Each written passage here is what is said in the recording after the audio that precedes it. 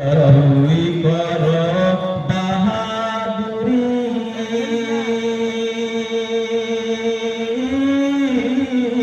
এ দুনিয়া নয় তোর আসল বাড়ি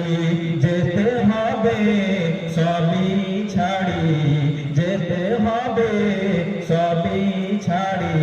কবর মাঝার না মানলে ফার মান রে তুই না মানলি কোরআন না মানলি ফার মান রে তুই না মানলি কোরআন কার প্রেমেতে ভুলে রইলি আল্লাহ রে ইনসান না মানলি ফার